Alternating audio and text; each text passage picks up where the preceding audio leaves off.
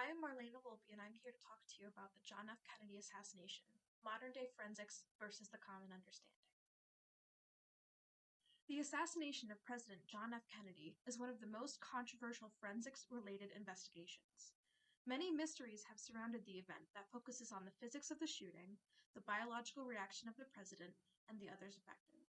The assassination of President John F. Kennedy is an investigative phenomenon that has puzzled professionals for many years. Researchers from all over the United States have taken priority over this investigation. Modern-day technology is starting to shine a new light on this conspiracy. John F. Kennedy was assassinated on the 22nd of November, 1963 during a motorcade. Kennedy was visiting Dallas, Texas for a campaign trip. He was riding in a convertible limousine with his wife, Jacqueline Kennedy, and Texas Governor John B. Connally, Jr. When his motorcade passed through Delaney Plaza, a sniper shot him twice, killing him instantly. After the assassination, the overall consensus of what had occurred was very basic knowledge. The investigation was considerably short-lived, and the detectives were quick to wrap it up. The common understanding of the assassination was that President John F. Kennedy was shot in the back of the head, killing him instantly. The autopsy report stated that the back of his head was blown out from the bullet. The sniper was stationed at the 6th floor of the window of the Texas School Book Depository building. Lee Harvey Oswald was the suspected of the crime, but was never charged due to his untimely death 2 days later.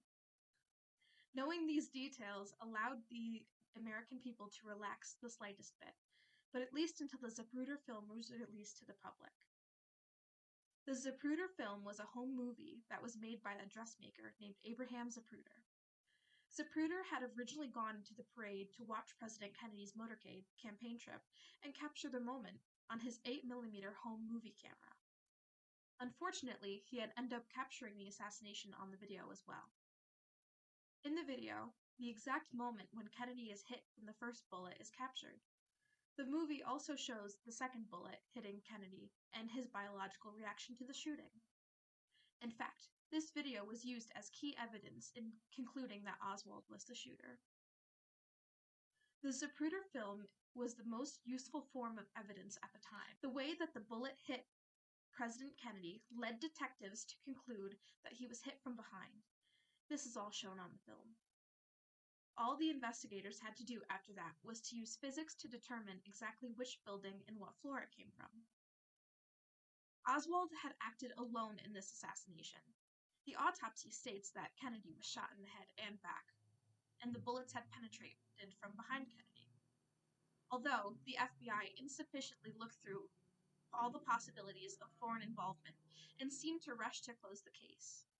The Warren Commission failed to investigate all possible conspiracies, and 62% of Americans did not believe this report.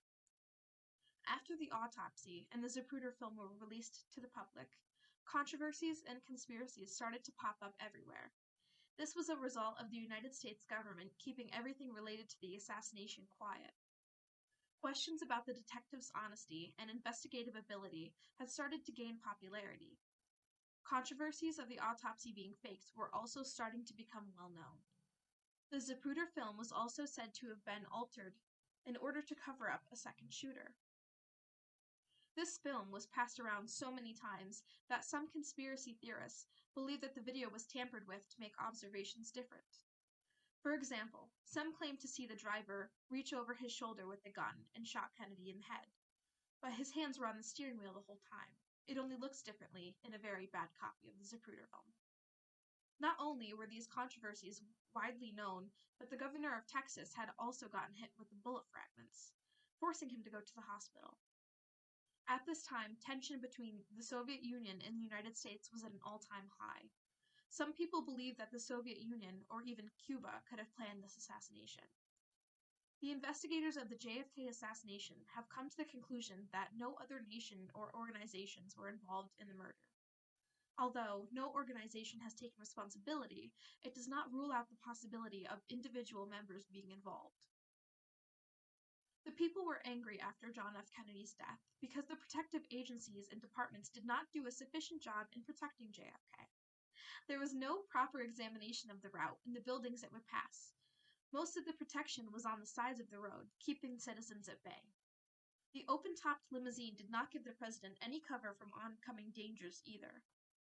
The president was also not wearing any type of protection, such as a bulletproof vest. Although it would not have saved him from the headshot, it would have protected him against the first bullet. In its entirety, the investigation into Kennedy's death was insufficient, and it led to many more controversies about the government. The various governmental agencies involved in the investigation seemed to rush to close the case as quickly as possible. The Secret Service, FBI, CIA, and the Warren Commission were all quick to place the blame on Oswald without investigating any other possible occurrences such as foreign interference. The Secret Service processed incomplete investigative information without thoroughly analyzing all of its leads about the location and route of the motorcade. The FBI had also insufficiently looked into possibilities of foreign involvement after the investigation. The incompetence that comes from these three investigative agencies is shocking. The Warren Commission failed to investigate all possible conspiracies surrounding the investigation. As stated in the JFK assassination records, the investigations had led to no final conclusion, and it was all based upon speculation. From the autopsy report, it was concluded that there was only one bullet that punctured President Kennedy's skull. The autopsy report states that there was one large head wound in the front region that is 130 millimeters. They are claiming that this wound was the exit point of the bullet. Inside the wound, there were multiple bullet fragments inside the president's head. These fragments were given to the FBI to investigate. From this autopsy report, it is easy to conclude that the bullet had entered from the back of the president's head and exited from the front, leaving metal fragments in the wound. Some say that the autopsy report was rushed or even faked by the United States government to cover up the fact that there were two shooters. Scientific acoustal evidence establishes a high probability that two gunmen fired at President John F. Kennedy. Bullet fragments that were found in Kennedy's head allowed speculation about the various shooting theories. One man claims to have found evidence of two bullets in the head from an X-ray. The fragments in his head gave medical professionals important information if the bullet hit. When there are bullet wounds on a deceased person, probes are used to examine them. The bullet hole on Kennedy's neck was not able to be Such placement would have enabled reconstruction of the relationship of the neck and shoulder when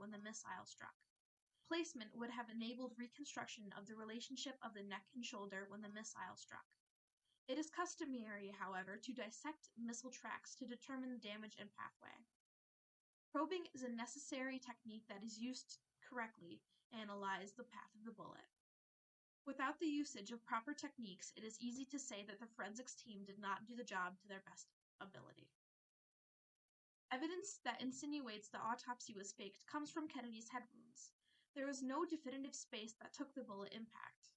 There are dozens of models of Kennedy's estimated skull wounds. It's almost as if they were trying to deceive the American people, but did a horrible job doing it. In 1981, the Boston Globe had a panel of photographic experts closely examine the photos and x-rays from Kennedy's autopsy to determine the authenticity. Conspiracies have gotten so out of hand that the investigation into the likelihood of the autopsy being fake was conducted. This investigation was very thorough, and an infamous lawyer that worked on the O.J. Simpson case prioritized getting to the bottom of it. The entire country was awaiting the ruling, but it was deemed to be a real autopsy. Not only are the fake conspiracies popular, but the autopsy as well as the investigation were rushed by medical professionals and agencies. The rapid closing of this case insinuates more of the chance of conspiracy. It could be perceived as empathy for the family, but in reality it looks more suspicious. The forensics investigators were unsure of the autopsy, and their declarations seemed to express their confused state. The medical professionals also seemed unconfident with their claims. The forensics investigators were unsure of the autopsy, seemed to express their confused state. The wounds were said to have been in the back of the head and also to the right of the head. The autopsy contradicts itself multiple times. The medical professionals did not propose an accurate description of the wounds, and the inaccurate drawings made it clear that they had rushed their investigation.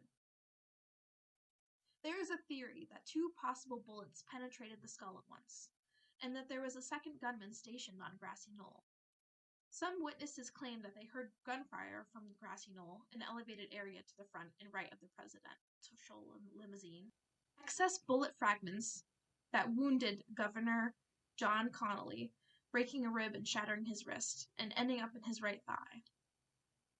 Critics claim that this bullet, which remained largely intact, could not have been responsible for all of the damage, and if Connally and Kennedy were hit by different bullets in a matter of seconds, then it meant that there had to be a second shooter. Technology has also conspired against this conspiracy.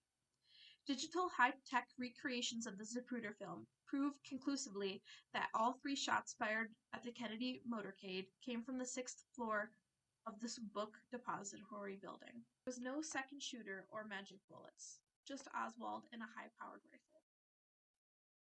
This theory was discredited eventually, but the damage was already done. This speculation has given an opening to many different modern-day investigative techniques that are used in order to determine the facts of what really happened to JFK. Anatomy, physics, animations, firearms, and models are some of the techniques that are used to investigate the assassination. Many modern-day research has brought new and improved experiments, investigative techniques, and highly trained and skilled forensics professionals. Most of these conspiracies have been tested and researched by one scientist named Nicholas Nally.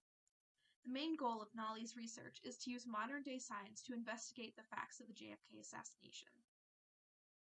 Variables that have not been examined are now being taken into consideration. Nally primarily uses forensic investigative techniques and physics to get a full understanding of the event. The first topic of Nally's investigation was on President John F. Kennedy's head wound. Nally's model shows that the wound wasn't where the bullet exited, but where it entered. It demonstrates that a temporary cavity was formed inside the president's soft tissue as the momentum and kinetic energy of the bullet smashed into his skull, causing the head to snap forward. The basis of Nally's investigation follows the direction of the president's head after he was shot. The movement of the president's head cannot be explained completely based on the facts presented in the film, but Nally uses a unique model to show how the physics of the bullet affects the president's head. The neck snap has many different reasons for occurring. The impulse of humans can be one reason. The trajectory of the bullet can also affect the neck snap. Forensic investigators researched and tested the gun that was used by Lee Harvey Oswald during the assassination to examine how it would react in different situations. Bullet and rifle combinations are variables that can change the outcome of each shot taken. Various experiments using the same type of firearm and ammunition used in this assassination were tested in order to determine the proper bullet deformation for hitting different substances. The forensics team that ran these tests wanted to understand how the bullet fragment wounds had appeared on the governor of Texas, John Connally, after leaving numerous other metal pieces in the head of the president without using the second shooter theory. They examine how the bullet deforms when it strikes different materials, and they investigate the elliptical shape of Texas Governor John Connally's gunshot wounds, who sat in front of Kennedy in the limousine in Dallas. The perimeter of the crime scene was also examined thoroughly by investigators after the assassination. They had found brain matter, bone, and bullet fragments around the limousine. The investigators stated that the kinetic energy from the bullet would project bullet fragments as well as parts of Kennedy's skull and brain matter, and that's why it was found at the scene. Using known parameters from the crime scene, explicit force calculations are carried out for determining the projectile's retardation through the tissue passage along with the resulting transfer of momentum and kinetic energy. The assassination of President John F. Kennedy was a tragic event that had scarred the United States for many years. The conspiracies surrounding this event have taken control over how the story is told, and some even hide the truth. Americans can sometimes be blinded by their imagination or be shown accurate depictions of what truly happened. Unfortunately, there will still be many factors of the assassination that no one will ever understand, and numerous questions will be left unanswered. Modern-day forensics and investigative techniques have helped Americans learn the truth, even if it isn't an entire